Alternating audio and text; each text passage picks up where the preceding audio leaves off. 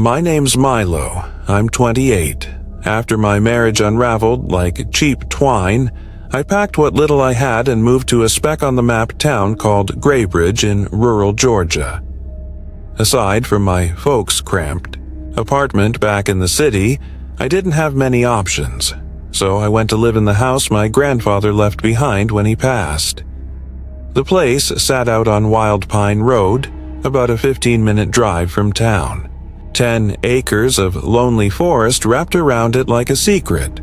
No neighbors, no streetlights, just trees that whispered in the wind and a quiet that felt more like absence than peace. The house itself was aging into memory. Creaky floorboards, windows that stuck like old bones, and a draft you couldn't shake even when the heat was on full blast. But it was free. And when you're broke and bruised, free feels like a blessing. The first week went by quietly.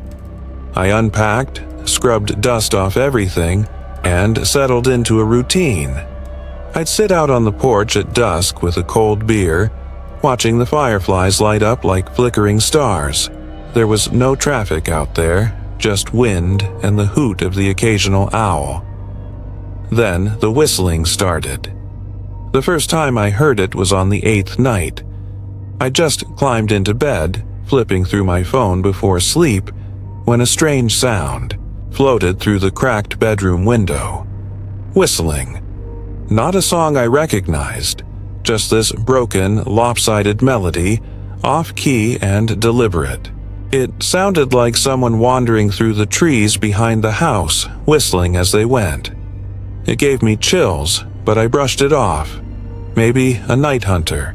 Maybe a drunk walking home from God knows where. But the next night, same time, same tune. Only closer. I got up, flicked on the porch light. Nothing. Took a flashlight and circled the yard. No footprints, no rustling in the brush. Just the tail end of that whistling fading into the trees like smoke. For a couple nights, I tried ignoring it. Stayed in bed with the blanket pulled up, praying it would stop. But every time, right around 1:18 a.m., always within the same minute or two, it would start again. That pattern, it gnawed at me. So I called the county sheriff's office. A deputy, an old-timer I'll call Deputy Rains, drove out in a dust-covered SUV. He was quiet when I told him about the whistling. Really quiet. Then he said, and I quote, "Your granddad used to call us about the same thing. Said someone was creeping around his place whistling in the middle of the night. Always springtime. We looked into it back then. Never found squat. Figured he was just losing his grip. But if you're hearing it too, I didn't know my grandfather had ever reported anything like that." Rains looked rattled. Told me to keep everything locked and stay indoors after sunset. So I did. I checked every window, put chairs under doorknobs, kept the porch light on all night. Still, the whistling crept closer each night. One evening, I heard it behind the tool shed. Louder than before, clear and sharp like the person was right outside the wall. I peeked through the blinds. Nothing. I didn't go outside. The next night, it came from the front porch, just outside, the door. 3 long, drawn-out whistles. Then silence. Night after that? From beneath the floorboards. I swear to you, I could hear it drifting up through the air vents like something buried alive. I didn't sleep.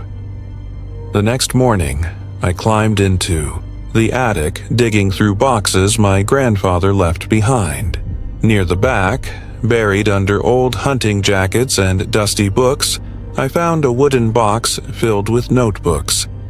He'd kept journals, and in them, page after page, descriptions of the same whistling.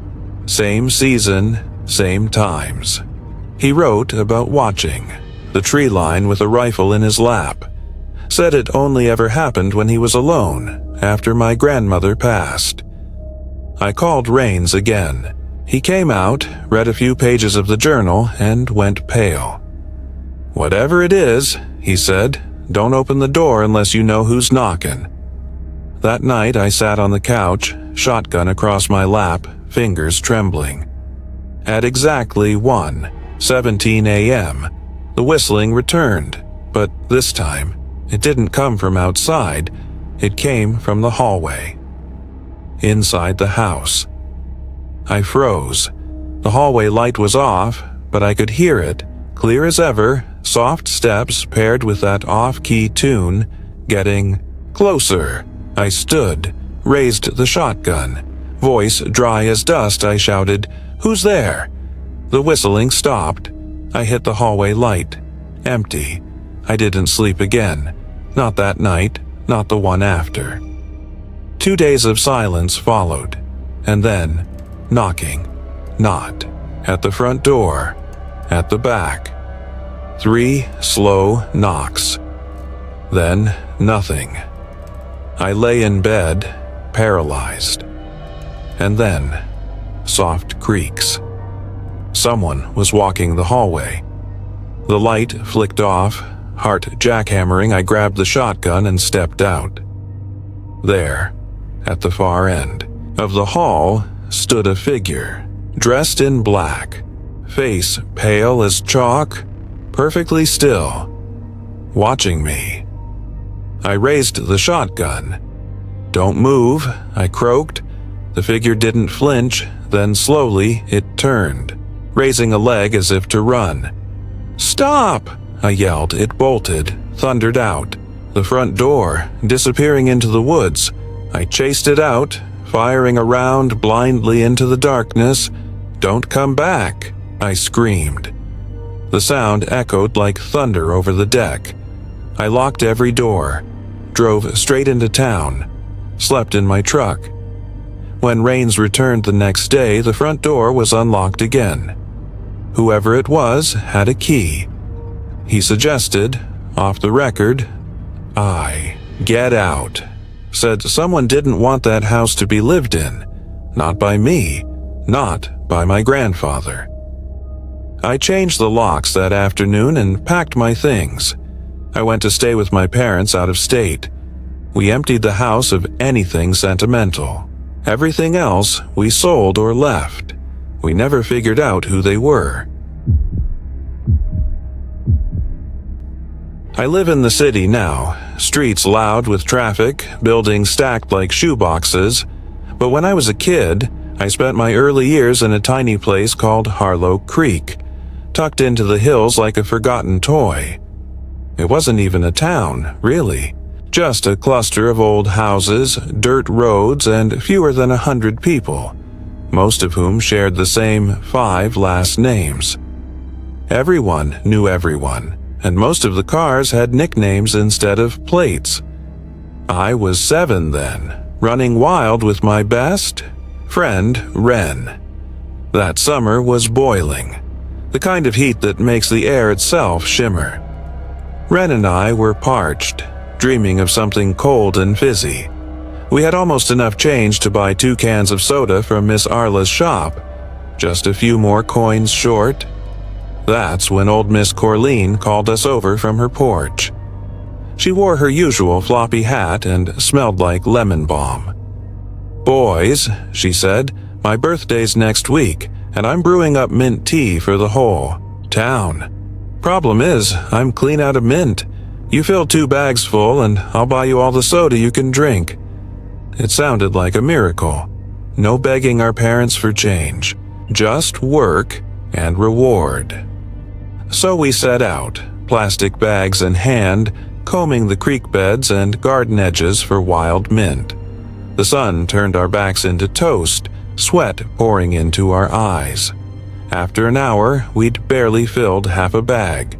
We were starting to give up when something changed. 2 figures approached us on the road. Tall, older, maybe 16 or 17. To us, they might as well have been giants.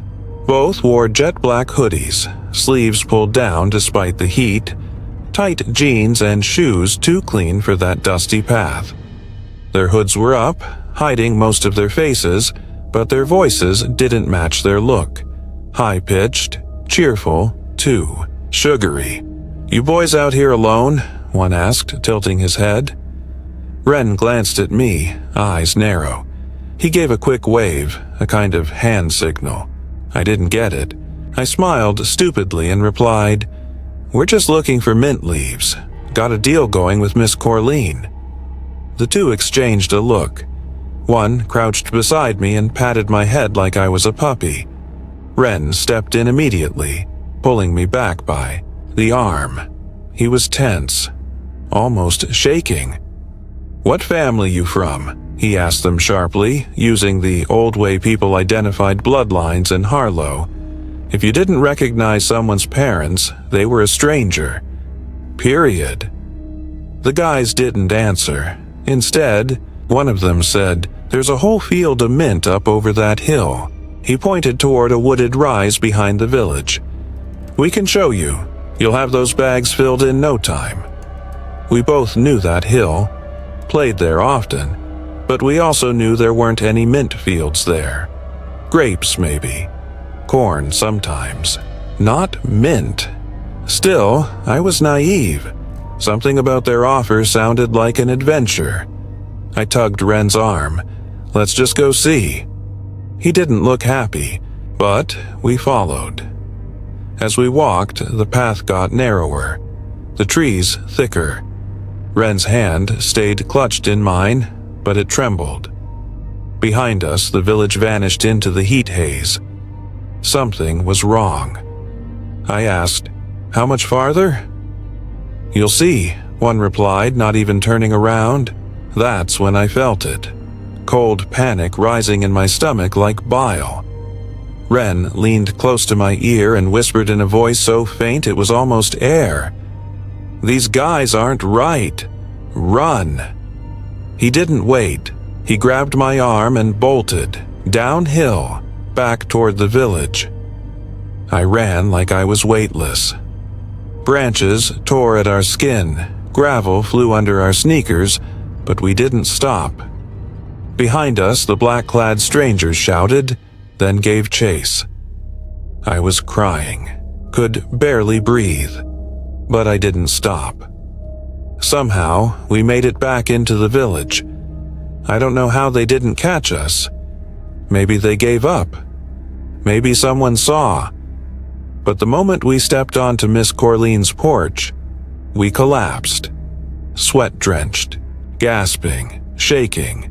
She opened the screen door, eyes wide with concern, brought us inside, gave us chocolate and a cold washcloth, asked what happened. Ren spoke for both of us. I was still frozen, barely able to form words. When he finished, Corleen's face turned hard as stone. She didn't yell, didn't panic, just said, "You boys were foolish." She meant it kindly. Maybe Ren took the blame, said he talked me into it, said I didn't want to go. After that, he was grounded for a month. I needed longer than that to stop flinching at the sound of footsteps behind me. We never found out who those men were. No one recognized them. They didn't show up again. But I often think about what might have happened if Ren hadn't whispered that word, run, when he did. Now, years later, I understand all the red flags, the too smooth voices, the hoodies in summer, the insistence on going somewhere out of sight. I think about that every time I see a kid walking alone down a quiet road. When I was a kid, my parents worked too much to ever be home. Both juggled double shifts, my mom at a diner, my dad driving delivery vans. It was enough to keep the lights on, but not enough to keep them around. So they hired someone to look after me and my older brother, Dax. Our sitter was a girl named Elle, early 20s, pale with dark red hair and a voice like a campfire crackle. Warm, quick, always moving. She came from a sitter app my mom found online, but Elle turned out to be amazing. Unlike the usual tired adults who plopped on the couch with their phones, she played games, helped with our schoolwork, even sang with us during chores. We liked her a lot. When summer rolled around, my parents told her to take a break, said she deserved a proper vacation after looking after us all school year. That left us sitterless. Instead of hiring someone new, my folks decided to drive us down to our grandparents' place, an old house tucked away in a wide green valley called Larch Hollow. They lived off a dirt road outside of Cedar Bend, Texas. It was the kind of place where the stars looked close enough to catch and the wind always smelled like hay and pine sap. We arrived on a hot Saturday. I remember the road trip feeling like an eternity. I got carsick twice. Their house was a timber-framed cabin nestled between open fields and a thick wall of trees. Beside it stood a rust-colored barn with crooked doors and faded wind chimes. There were chickens, goats, and an old dog named Tumble. Grandpa gave us the grand tour: barn, garden, and the shed he called the pine shed, which stored all his tools. Grandma stayed inside cooking a feast big enough to feed a football team. That night we shared stories, played fetch with Tumble, and ended the evening with cartoons in the bunk bed room we'd be sleeping in. Dax and I fell asleep with the TV still murmuring in the background. But something woke me up. Around 2 a.m., I heard footsteps outside the window. Heavy, deliberate. Not animal sounds. Footsteps. The blinds were drawn, so I couldn't see. The sounds got closer. Then, a grunt. The window jiggled. Someone was trying to open it. Heart pounding, I rushed to my parents' room and shook them awake. My dad got up, checked outside. Nothing. They told me it was probably a raccoon or some other critter. We were in the countryside after all. Maybe they were right. Still, I didn't sleep well that night. The next morning smelled like biscuits and peppered eggs. While my parents packed up to return home, leaving us with Grandma and Grandpa for the rest of the summer, I tried to forget about the night before. After breakfast, Grandpa took Dax and me out to feed the animals. I begged to hold Tumble's leash. Grandpa handed it over with a wink. Hang on tight now. We wandered down the back trail toward the pens. Tumble kept stopping every few steps. I tugged. He resisted. I finally looked to see what had caught his attention. Tumble was staring into the forest, frozen. Following his gaze, I saw a man, half hidden behind a tree, wearing all black. Hood up, not moving, but watching us. Even from a distance, I could tell his eyes were fixed on me. I turned to call Grandpa, but he and Dax had walked far ahead. When I looked back, the man was gone. Just gone. Not a footstep, not a branch disturbed. I told Grandpa. He went quiet, said maybe it was a deer. Maybe I'd imagined it. But I could tell. He didn't believe that either. The rest of the day was quiet. We played in the sprinkler, watched movies, ate a huge dinner, and I finally took a warm bath before bed.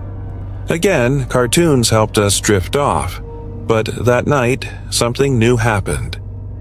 Humming. At first I thought it was just the show on TV, but no, the show had moved on. The humming continued, and it was the theme song from the very episode that had just finished playing. Outside the window, the voice was male, low and slow, every note matched.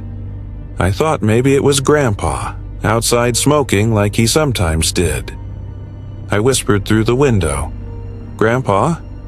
The humming stopped. A beat later. "Hey, kid. Yeah, it's Grandpa. Come out here. I got something to show. You." His voice sounded wrong. Not scary, exactly, but wrong, like someone imitating Grandpa. Still, I was a trusting kid. I slipped on my shoes and stepped outside into the cool night air. The stars burned overhead. I walked around to the side of the house.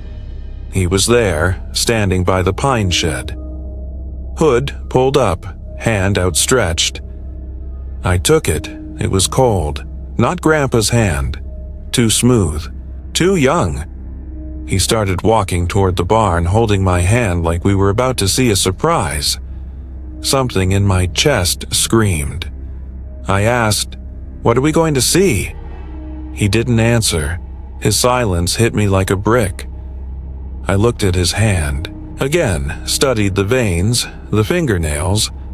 Not Grandpa. Then I noticed something else, tucked into the waistband of his pants. A long, wooden handle.